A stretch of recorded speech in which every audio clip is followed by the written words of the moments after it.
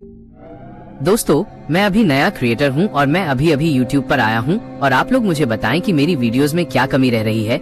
Music से लेकर photo या वॉइस जो भी कमी है मुझे बताएं, मैं उसको ठीक करूं।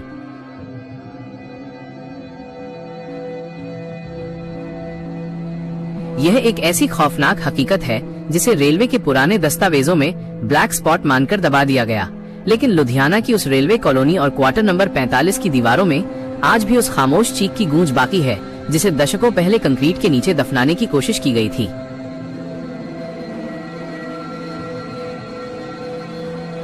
लुधियाना रेलवे जंक्शन के पास बनी नॉर्दर्न रेलवे कॉलोनी के पुराने क्वार्टर अपनी ऊंची छतों और ब्रिटिश दौर की वास्तुकला के लिए जाने जाते हैं, लेकिन क्वार्टर नंबर 45 का इतिहास उन सबसे अलग और रोंगटे खड़े कर देने वाला है।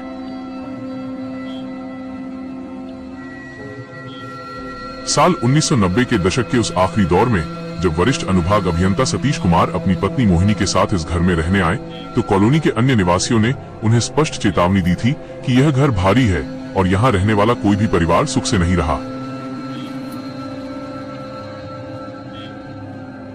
सतीश, जो विज्ञान, तर्क और अपनी इंजीनियरिंग की डिग्री पर अटूट भरोसा रखते थे, उन्होंने इन बातों को पुरानी औरतों के किस्से बताकर हंसी में उड़ा दिया। लेकिन जैसे ही मोहिनी ने उस घर की दहलीज लांघी, उन्हें महसूस हुआ कि हवा का दबाव अचानक बदल गया है। घर के भीतर एक अजीब सी सड़न और बंद पड़े कब्रिस्तान जैसी गंध थी। घर के ऊंचे रोशनदानों से आने वाली धूप भी कमरों के कोनों तक नहीं पहुंच पाती थी, जहां हमेशा एक रहस्यमयी अंधेरा छाया रहता था।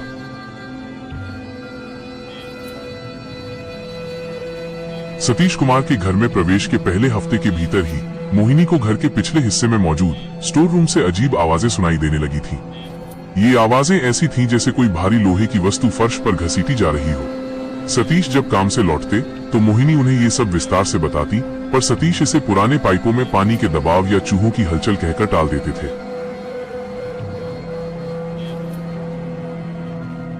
एक रात जब पूरा शहर भारी बारिश और बिजली की गड़गड़ाहट में डूबा था, रसोई से बर्तनों के गिरने की इतनी भीषण आवाज आई कि सतीश और मोहिनी दोनों बुरी तरह हड़बड़ाकर उठ गए।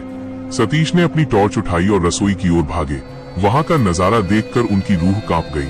रसोई के सारे स्टील के बर्तन फर्श पर एक सटीक ज्यामिति घेरे में रखे हुए थे और सबसे ऊपर सतीश की नेम प्लेट रखी थी, जो बैठक के कमरे में टंगी होनी चाहिए थी। सतीश के माथे पर पहली बार खौफ के पसीने की बूंदें चमकी। उन्होंने उन बर्तनों को वापस रखा और चुपचाप कमरे में आ गए, पर उस रात वे सो नहीं सके। अगले कुछ दिनों में घर की दीवारों का व्यवहार बदलने लगा। सतीश ने गौर किया कि बेडरूम की दीवारों पर बारीक दरारें उभर रही थीं, जिनसे एक चिपचिपा काला और बदबूदार तरल पदार्थ रिस रहा था।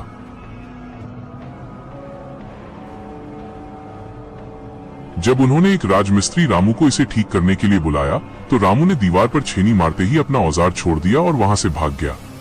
रामू ने बाद में पुलिस को बताया कि दीवार के भीतर से उसे किसी के कराहने की आवाज आई थी और जैसे ही उसने ईंट हटाई, अंदर से एक सड़ी हुई इंसानी उंगली नीचे गिरी थी, जो पलक झपकते ही राख में बदल गई। मोहिनी की मानसिक स्थिति अब पूरी तरह बिगड़ने लगी थी। उन्होंने खाना पीना छोड़ दिया था और वे सारा दिन स्टोर रूम के पास बैठी रहती थी। उन्होंने सतीश से कहा कि वो जो नीचे है उसे बहुत प्यास लगी है और उसे नमक की गंध पसंद नहीं है।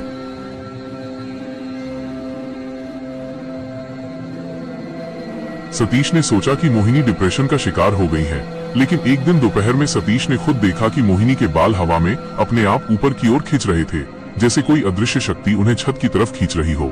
सतीश के चिल्लाने पर मोहिनी नीचे गिरी, लेकिन उनके सिर की खाल पर उंगलियों के नीले निशान साफ दिख रहे थे।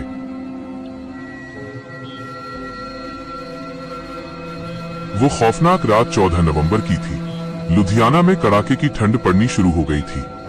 रात के करीब 2:30 बजे मोहिनी की नींद एक ऐसी आवाज से खुली जैसे कोई गीली लकड़ी को फर्श पर घसीट रहा हो। उन्होंने देखा कि बेडरूम का भारी लकड़ी का दरवाजा, जिसे सतीश ने खुद दोहरी कुंडी लगाकर बंद किया था, बिना किसी आवाज के खुल गया था।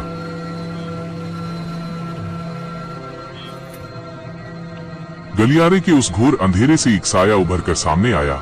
वो साया सामान्य इंसानी कद से कहीं ज्यादा लंबा था।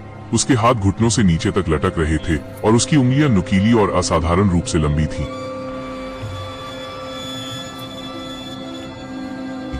उसकी आंखें नहीं थी, बस 2 गहरे खोखले गड्ढे थे, जिनमें से एक धुंधली बर्फीली नीली रोशनी निकल रही थी।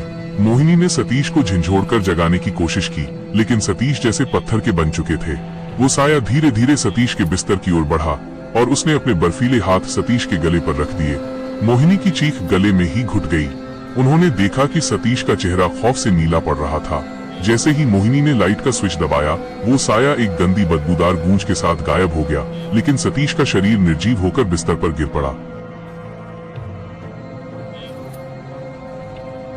सतीश की मृत्यु हो चुकी थी। पुलिस और फोरेंसिक टीम ने जब सतीश के शव की जांच की तो उनके होश उड़ गए। सतीश के गले पर 5 उंगलियों के ऐसे गहरे निशान थे जैसे किसी ने गर्म लोहे से उनकी खाल जलाई हो, लेकिन साथ ही वहां फ्रॉस्टबाइट के लक्षण भी थे। पोस्टमार्टम रिपोर्ट और PM-9 LDH 90/45 में लिखा गया कि सतीश की मौत का कारण अत्यधिक बाहरी दबाव था, जिसने उसकी श्वास नली और गर्दन की तीसरी कशेरुका C3 वर्टेब्रा को पूरी तरह कुचल दिया था। सबसे चौंकाने वाली बात यह थी कि सतीश के फेफड़ों के अंदर बहुत बारीक रेत के कण पाए गए, जबकि कमरे में कहीं रेत नहीं थी। पुलिस ने मोहिनी को मुख्य संदिग्ध माना, लेकिन फॉरेंसिक एक्सपर्ट्स ने साबित किया कि मोहिनी के कमजोर हाथों से सतीश जैसे बलवान व्यक्ति की गर्दन तोड़ना नामुमकिन था। सतीश की मौत के बाद मोहिनी की याददाश्त चली गई और वे हर रात उस कमरे में बैठकर किसी अदृश्य साये से बात करती थी। 3 महीने बाद मोहिनी भी उसी बिस्तर पर मृत मिली। उनकी आंखों में वही खौफ था। उनकी मौत का कोई जैविक कारण नहीं मिला, बस उनका दिल धड़कना बंद कर गया था, जैसे वे किसी बहुत बड़ी दहशत में हो।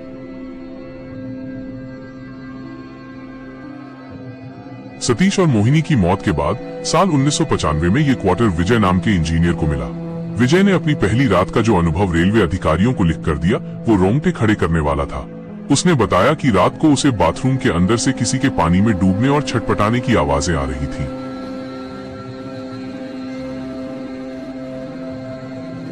जब उसने दरवाजा खोला तो पूरा बाथरूम सूखा था, लेकिन आईने पर खून से लिखा था, यहाँ कोई जगह खाली नहीं है। विजय की मां ने अगले दिन देखा कि स्टोर रूम के फर्श से गाढ़ा खून जैसा पानी निकल रहा था। विजय ने जब उस जगह की खुदाई करवाई तो वहां से एक पुरानी धातु की जंजीर मिली जो फर्श के बहुत गहरे अंदर तक जा रही थी।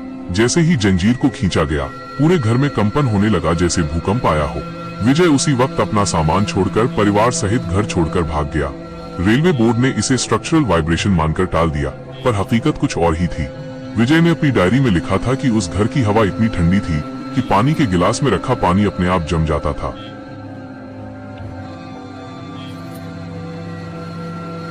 इसके बाद हवलदार बलदेव सिंह की घटना हुई। बलदेव सिंह एक बहुत ही कठोर व्यक्ति थे जिन्होंने कई एनकाउंटर देखे थे। उन्होंने दावा किया था कि अगर कोई भूत है तो मेरी सरकारी राइफल उसे सबक सिखाएगी। वे रात को उस क्वार्टर के बेडरूम में अपनी राइफल लेकर बैठे थे। रात के 2 बजे उनके वायरलेस सेट पर अपने आप अजीब सी आवाजें आने लगी। बलदेव, पीछे देखो। बलदेव ने जैसे ही पीछे मुड़कर देखा, छत से एक हाथ नीचे आया और उनकी राइफल छीनकर उसे एक कच्चे धागे की तरह मोड़ दिया।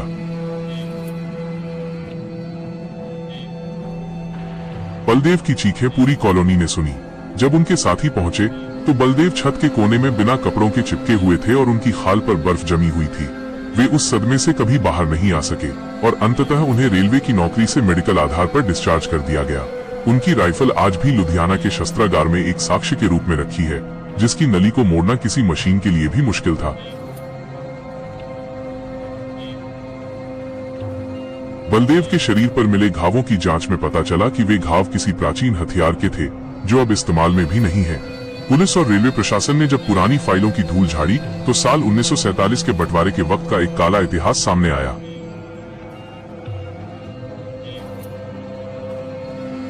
1947 में जब हिंसा चरम पर थी, तब उस स्थान पर एक छोटा सा स्टेशन मास्टर का विश्राम गृह और पीछे एक बहुत गहरा कुआं हुआ करता था। दंगाइयों ने वहां शरण लिए हुए एक पूरे कबीले को, जिसमें 40 से अधिक औरतें और बच्चे भी शामिल थे, बड़ी बेरहमी से काटकर उसी कुएं में फेंक दिया था और ऊपर से नमक, तेजाब और मिट्टी डालकर उसे बंद कर दिया था। बाद में रेलवे ने उस जमीन का अधिग्रहण किया और बिना कुएं की सफाई किए या वहां की ऊर्जा को शांत किए ठीक उसी के ऊपर क्वार्टर नंबर 45 की नींव रख दी। सतीश कुमार का बेडरूम ठीक उसी कुएं के मुहाने के ऊपर बना था। वे रूहें जिन्हें कभी मुक्ति नहीं मिली और जो घोर अंधकार में दशकों तक दफन रहीं, वे किसी भी जीवित व्यक्ति की गर्मी को बर्दाश्त नहीं कर पा रही थी। वे अपनी प्यास बुझाने के लिए जीवित मनुष्यों का रक्त और उनकी ऊर्जा सोख रही थी। 1947 की उस घटना का विवरण एक रिटायर्ड गार्ड अहमद खान की डायरी में भी मिला, जिसने उस रात वहां की चीखें सुनी थी। रेलवे विभाग ने 1998 में एक अंतिम कोशिश की। उन्होंने एक प्रसिद्ध तांत्रिक पंडित दीनानाथ और एक पैरानॉर्मल इन्वेस्टिगेटर की टीम को वहां भेजा। टीम ने जैसे ही घर में प्रवेश किया, उनके डिजिटल उपकरणों ने काम करना बंद कर दिया और कैमरे की रील अपने आप जल गई। दीनानाथ ने जैसे ही मंत्रोच्चार शुरू किया, घर की सभी दीवारें एक साथ हिलने लगी। अचानक स्टोर रूम का दरवाजा अपने आप खुला और वहां से काली छायाओं का एक सैलाब निकला। दीनानाथ को एक अदृश्य शक्ति ने उठाकर दीवार पर पटका, जिससे उनकी रीढ़ की हड्डी टूट गई। पैरानॉर्मल टीम के माइक्रोफोन में जो रिकॉर्डिंग हुई, उसमें एक भारी गूंजती हुई आवाज सुनाई दी, ये हमारी जमीन है, यहाँ से जो भी गुजरेगा वो यहीं दफन होगा। उस रिकॉर्डिंग को सुनकर दिल्ली के मुख्यालय में बैठे अधिकारियों के भी हाथ पांव फूल गए।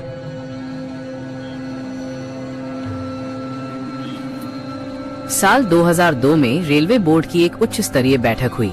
ये तय किया गया कि इस घर को तोड़ना बहुत खतरनाक हो सकता है, क्योंकि नींव खोदने से उस कुएं का सारा नकारात्मक कचरा बाहर आ जाएगा और शायद पूरे शहर में कोई महामारी या खौफ फैल जाए। इसलिए एक अत्यंत गोपनीय ऑपरेशन सील 45 चलाया गया। मजदूरों को बहुत अधिक वेतन और 50 लाख के बीमा का लालच देकर बुलाया गया। काम शुरू होने से पहले पूरे घर के चारों तरफ लोहे की कीलें ठोंकी गईं और गंगा जल का छिड़काव किया गया, ताकि कोई भी ऊर्जा बाहर न जा सके। फिर मजदूरों ने क्वार्टर नंबर 45 के मुख्य दरवाजे को पक्की ईंटों से भरना शुरू किया। कहा जाता है कि जब आखिरी ईंट रखी जा रही थी, तब अंदर से एक बहुत जोरदार धमाका हुआ और मजदूरों को ऐसा लगा जैसे हजारों लोग एक साथ उनकी गर्दन पकड़ रहे हों। दरवाजे के बाद सभी खिड़कियों को 3-3 फीट मोटी कंक्रीट की परत से भरा गया। फिर उस पर सीमेंट और लोहे के बुरादे की ऐसी परत चढ़ाई गई कि वो अभेद्य बन गई।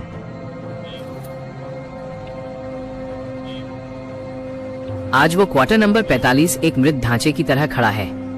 वहाँ की हवा इतनी जहरीली मानी जाती है कि वहाँ कोई परिंदा भी नहीं बैठता। रेलवे कॉलोनी के लोग अब उस रास्ते से गुजरना भी छोड़ चुके हैं। जो कर्मचारी वहाँ नए आते हैं, उन्हें विभाग द्वारा पहले ही चेतावनी दे दी जाती है कि उस कंक्रीट के ढांचे के पास रुकना या उसकी दीवार पर कान लगाकर सुनना जानलेवा हो सकता है। 2015 में एक रेलवे ट्रेनी ने मजाक में उस दीवार पर हाथ रखा था। कहते हैं कि उसका हाथ वहीं चिपक गया और उसे छुड़ाने के लिए उसकी खाल तक निकालनी पड़ी। प्रशासन ने अब उस पूरे इलाके को कटीले तारों और ऊंचे सीसीटीवी कैमरों से घेर दिया है, जिनकी निगरानी सीधे कंट्रोल रूम से होती है। सतीश कुमार की मौत और बलदेव सिंह का पागलपन आज भी रेलवे की उन फाइलों में दर्ज है जिन्हें टॉप सीक्रेट रखा गया है। ये स्थान एक मूक गवाह है कि कभी कभी इंसान की तरक्की और इंजीनियरिंग उन पुरानी और खतरनाक शक्तियों के सामने घुटने टेक देती है। सतीश और मोहिनी के नाम अब केवल पुरानी यादों में है, लेकिन उनकी मौत का वो खौफनाक मंजर आज भी उस सीलबंद घर की दीवारों में हमेशा के लिए जकड़ा हुआ है।